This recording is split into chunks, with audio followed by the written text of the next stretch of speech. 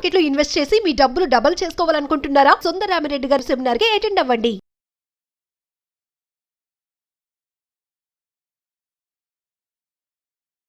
నమస్కారం సుందరరామిరెడ్డి గారు. నమస్తే అండి. డాలీ ఖన్నా. సో ప్రస్తుతం ఏంటంటే ఈవెన్ స్టాక్ మార్కెట్ అనే కాదు, జనరల్గా బిజినెస్ ఎవరైతే ఫాలో అవుతుంటారో వాళ్ళకు కూడా ఒక లాంటి అంటే ఆ పేరు వినగానే అవును, సెన్సేషన్ అనిపిస్తూ ఉంటుంది. ఆవిడ జర్నీ స్టార్ట్ చేసేటప్పుడు, ఆవిడ పోర్ట్ఫోలియో ఇప్పుడు కనుక మనం చూస్తే పెద్దగా కనిపిస్తుంది. జర్నీ స్టార్ట్ చేసేటప్పుడు ఎంత పెట్టి స్టార్ట్ చేశారు? ఇవాళ బిజినెస్ రంగంలో తనదైన ముద్ర వేసుకుని ఉన్నారు. అవునండి. అసలు ఏ విధంగా జరిగిందండి? అండ్ పర్టికులర్గా చిన్న రిటైల్ ఇన్వెస్టర్స్కి వాళ్ళ ఒక లివింగ్ గార్డ్ లాంటి వాళ్ళు అండి. ఎందుకంటే ఒక చిన్న ప్రైవేట్ బిజినెస్ దగ్గర నుంచి ఓకే స్టాక్ మార్కెట్లోకి ఎంటర్ అయ్యి, అంటే స్టాక్ మార్కెట్లో బాటమ్ అప్రోచ్ అనమాట వాళ్ళు తీసుకునేది. అంటే హెవీ అసెట్స్ ఉన్న బిజినెస్ మోడల్ని తక్కువ రేట్కి వచ్చినప్పుడు వాళ్ళు పిక్ చేస్తుంటారు అనమాట. ఆల్మోస్ట్ 1000 కోట్లు ఇప్పుడు మన 2026లో మనం ఇప్పుడు చూసుకుంటే కనుక 1000 కోట్ల పోర్ట్ఫోలియో అండి వాళ్ళది. అండ్ కాకపోతే డాలీ ఖన్నా అనేది స్క్రీన్ నేమ్ అండి. ఒరిజినల్గా అది మేనేజర్ బై రాజీవ్ ఖన్నా అనమాట. ఓకే, హస్బెండ్ అండ్ వైఫ్ అనమాట వాళ్ళిద్దరు. బట్ ఒరిజినల్గా రాజీవ్ ఖన్నా యాక్టివ్గా ఉండేది. అండ్ మనకి స్క్రీన్ నేమ్ ఏమో మనకి డాలీ ఖన్నా కనిపిస్తూ ఉంటుంది అనమాట. వాళ్ళు రాజీవ్ ఖన్నా కెమికల్ ఇంజనీర్ అండి, ఐఐటి ముంబై చెన్నై నుంచి. ఐఐటి చెన్నై నుంచి కెమికల్ ఇంజనీర్ తను. స్టార్టింగ్లో వాళ్ళు ఇది క్వాలిటీ ఐస్ క్రీమ్స్ ఉంది కదా, క్వాలిటీ ఐస్ క్రీమ్ పెట్టింది వాళ్ళది, యాక్చువల్ వాళ్ళ కంపెనీ అది.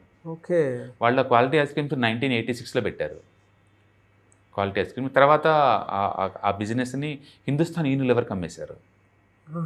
రీసెంట్గా కంపెనీ మళ్ళీ డీమర్జ్ చేసి సపరేట్గా లిస్ట్ అయింది. అవును. తర్వాత వాళ్ళు ఆ హిందుస్థాన్ లివర్ కొనుక్కున్న తర్వాత అప్పుడే ఎనఫ్ డబ్బు దొరికింది వాళ్ళ దగ్గరికి. అంతకుముందు అంతా నార్మల్ మనీయే, ప్రైవేట్ బిజినెస్లో ఉండేవాళ్ళు.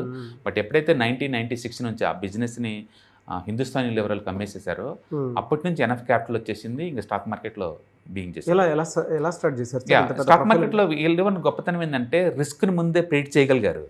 ప్రతి మార్కెట్ ప్యానిక్ కన్నా ముందే తప్పించుకోగలిగారు. ఎగ్జాంపుల్ సత్యం కంప్యూటర్స్లో వాళ్ళు ఇన్వెస్ట్ చేశారు. ఆల్మోస్ట్ 1990లో .com బబుల్ అప్పుడు సత్యం కంప్యూటర్లో ఫస్ట్ ఇన్వెస్ట్ చేశారు. 300% సంపాదించుకున్నారు. సత్యం కంప్యూటర్ కొలాప్స్ కాకముందు నుంచి బయటకు వచ్చేసారు. అంటే 300% అన్నమాట దాంట్లో. ఆ తర్వాత రియల్ ఎస్టేట్ యూనిటెక్స్ అని ఇండియాలో నెంబర్ 1 కంపెనీ ఉన్నది, యూనిటెక్ అని. యూనిటెక్లో కూడా అది 2008లో కొలాప్స్ కాక ముందు తప్పించుకున్నారండి. దాంట్లో భారీగా పెట్టారు. అంటే రిస్క్ మేనేజ్మెంట్లో అల్టిమేట్ ఎక్స్పర్ట్స్ అనమాట వీళ్ళు. ప్రతి ప్యానిక్, ఎందుకంటే ఆ టైంలో స్టాక్ మార్కెట్లో 2008లో అంటే స్మాల్ క్యాప్ నిఫ్టీ 74% డ్రాప్ అయింది. Understood sir. ఆ టైంలో కూడా అంత పెద్ద బబుల్ దగ్గర నుంచి వీళ్ళు ముందే ఎస్కేప్ అవ్వగలరు అనమాట. ఆ తర్వాత మల్టీ బ్యాగర్స్ వీళ్ళు నీల్ కమిల్ ఒకటి, అంటే పాలీఫ్లెక్స్ ఒకటి, రైన్ ఇండస్ట్రీ ఒకటి. రైన్ ఇండస్ట్రీ అయితే 2500% వచ్చిందండి. 2500% రైన్ ఇండస్ట్రీ. అండ్ పాలీఫ్లెక్స్ అయితే 15%. నీల్ కమల్, దీపక్ ఫర్టిలైజర్స్ వాళ్ళ అప్రోచ్ ఏంటంటే బాటమ్ అప్రోచ్ అంటారు. హెవీ క్యాపిటల్ ఇండస్ట్రీస్ని అండర్ వాల్యూస్కి వచ్చినప్పుడు, తక్కువ రేట్కి వచ్చినప్పుడు కొంటారు. ఓకే, తక్కువ రేట్కి రావాలన్నమాట. అంటే వాళ్ళు మిగతా వాళ్ళకి ఏసీ రూమ్లో కూర్చొని రీసెర్చ్ చేయరు. ప్రతిదీ బాటమ్ అప్రోచ్ అనమాట. ప్లాంట్స్కి వెళ్ళి ప్లాంట్లో సీఈఓస్ని మీట్ అయ్యి ఎంప్లాయీస్ని మీట్ అవుతారు, వాళ్ళ వెండర్స్తో మీట్ అవుతారు, వాళ్ళ డిస్ట్రిబ్యూటర్స్తో మాట్లాడతారు, ఆ చుట్టుపక్కల సొసైటీని అబ్జర్వ్ చేస్తారు, గవర్నమెంట్ ట్యాక్స్లు ఇంటర్లో పే చేస్తాం లేదో చూస్తారు, ఎసెట్ వాల్యూ ఎంత ఉంది, కరెంట్ మార్కెట్లో ఎంత కోట్ అవుతుందో చూస్తారు. ఇన్ని అనలైజ్ చేసిన తర్వాత కానీ వాళ్ళు స్టాక్స్లోకి ఎంటర్ అవ్వరు. ఓకే, అంటే వాళ్ళు క్లియర్గా టెక్ ఫండ్ రెండు చూస్తున్నారు. అందుకని వాళ్ళు ఏదైనా ఎంటర్ అవ్వాలంటే ఫండమెంటల్ ఖచ్చితంగా సౌండ్ అయి ఉండాలి. ఖచ్చితంగా ఫండమెంటల్ సౌండ్ అయితేనే వాళ్ళు ఎంటర్ అవుతున్నారు. చూడండి, అది 15% సేల్స్ గ్రోత్ మినిమం. ఆ కంపెనీ 15% సేల్స్ గ్రోత్ ఉండాలా, అండ్ 20% ప్రాఫిట్ గ్రోత్ ఉండాలా, అండ్ ROC మినిమం 15 ఉండాలా. అలా ఉంటేనే వాళ్ళు తీసుకుంటున్నారు. అది కూడా ప్రమోటర్ క్వాంటిటీ మినిమం 50% ఉంటేనే ఎంటర్ అవుతారు. అర్థమైందన్న. అంత క్వాలిటీ పారామీటర్ చూస్తారు. టెక్నో పారామీటర్లు ఏంటంటే 30 మూవింగ్ డే యావరేజ్ చూసుకుంటారు. దానికన్నా పైన ఉంటేనే స్టాక్స్ కొంటున్నారు. అంటే అటు బోత్ టెక్నికల్ ఇటు ఫండమెంటల్ రెండు చూసుకొని వాళ్ళు అంటే స్టాక్స్ని ఇన్వెస్ట్ చేస్తున్నారండి. అంటే మంచి మంచి పోర్ట్ఫోలియోస్ ఉన్నాయండి వాళ్ళకి, చాలా స్ట్రాంగ్ పోర్ట్ఫోలియో. మనం చూసుకుంటే 1000 కోట్ల పోర్ట్ఫోలియో అండి రఫ్గా. కాకపోతే మిగతా వాళ్ళకి ట్రేడింగ్ యాక్టివిటీ కాదు వెళ్ళదు. వాళ్ళు ఇన్వెస్ట్ చేశారంటే కపుల్ ఆఫ్ ఇయర్స్ ఉంటారు. కొన్ని అయితే 20-30 ఇయర్స్ కూడా ఉన్నారు వాళ్ళు భారీగా. అప్పటి నుంచి మొదటి నుంచి ఉన్నాయి. అంటే చెన్నై పెట్రోలియం చాలా పాపులర్. వాళ్ళకున్న డబ్బులు మొత్తంలో 1000 కోట్లలో 200 కోట్లు దాంట్లో ఉన్నాయండి Chennai petroleum. And Prakash industries కావచ్చు, రైన్ ఇండస్ట్రీస్ కావచ్చు, అండ్ సోమ్ డిస్టిలరీస్ అండ్ బ్లోరీస్ కావచ్చు, ఎంకే గ్లోబల్ ఫైనాన్స్ సర్వీస్ కావచ్చు, అండ్ సౌతర్న్ పెట్రోకెమికల్స్ కావచ్చు. అంటే 1% బిలో ఉంటే మనకి ఎప్పటికీ తెలియదండి. ఇవేంటంటే పబ్లిక్ డొమైన్లో ఉన్న కంపెనీస్ అంటే మోర్ దెన్ 1% ఉంటేనే మనకి ఎక్స్చేంజ్ డేటాలో మనకి పబ్లిష్ చేస్తూ ఉంటారు. బట్ లెస్ దెన్ 1 ఉంటే మనకి వాటి గురించి ఎప్పటికీ తెలియదు. అందుకని వీళ్ళు ఎనీ పాయింట్ ఆఫ్ టైంలో 20-30 పొజిషన్స్ మెయింటైన్ చేస్తూ ఉంటారు. బట్ పబ్లిక్ సంబంధించి ఇవే తెలుసు అనమాట. అంటే మార్కెట్లో డౌన్ అయినప్పుడు డౌన్ అవుతారు డెఫినెట్గా. రీసెంట్గా లాస్ట్ 2 years నుంచి బాగా డౌన్ అయ్యారు, వీళ్ళు కూడా డౌన్ అయ్యారు.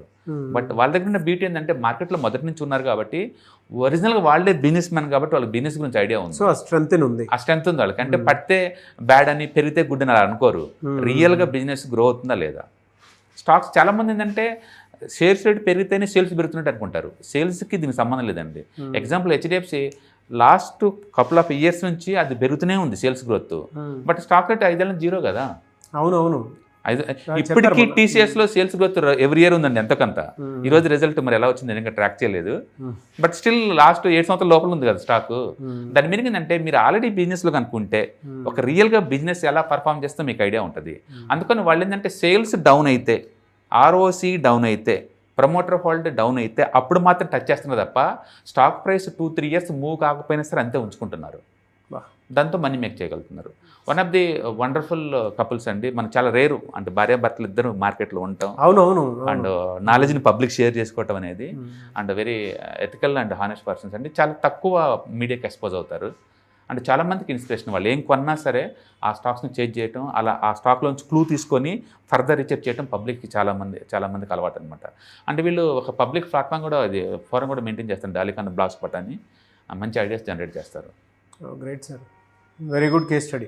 యా, అందరికీ ఇన్స్పిరేషన్ స్టోరీ అనుకోవచ్చు. డెఫినెట్గా. ఎందుకంటే మార్కెట్లో 100 మంది ఉండొచ్చు, 100 మంది రావచ్చు మనీ కోసం. But end of the day sustain అవ్వటం, సక్సెస్ సర్వీస్ అవ్వటం అండ్ గేమ్ కంటిన్యూ చేయడం ఇంకా ఇంపార్టెంట్. అదే సక్సెస్ఫుల్ ఇయర్స్గా. అవును. స్టాక్ మార్కెట్లో ఇన్వెస్ట్మెంట్స్ని ఒక బిజినెస్ లా ట్రీట్ చేయడం చాలా రేర్ అండి బేసికల్గా. చాలామంది స్టాక్ మార్కెట్ చూద్దాం అండ్ బ్లాస్ట్ అవుతుంది అవి అంటారు. బట్ దీన్ని ఫుల్ టైం బిజినెస్ లాగా తీసుకున్న ఒక బిజినెస్ మ్యాన్ అనమాట వీళ్ళు.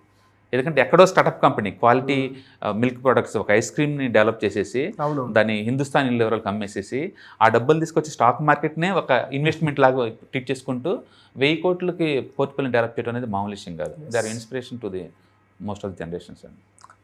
Fantastic information. Right, thank you sir. Hi, 1 day class room ఎన్విరాన్మెంట్లో ఆఫ్లైన్ వెబినార్ జరగబోతుంది. అంటే ఇంట్రెస్ట్ ఉన్న పార్టిసిపెంట్స్ ఈ కింద స్క్రోల్ అవుతున్న నెంబర్కి రింగ్ చేసుకొని సీట్ బుక్ చేసుకోండి. దీంట్లో ETFs, index funds and mutual funds మీద completely and hand holding experience మీకు ప్రొవైడ్ చేయబడుతుంది.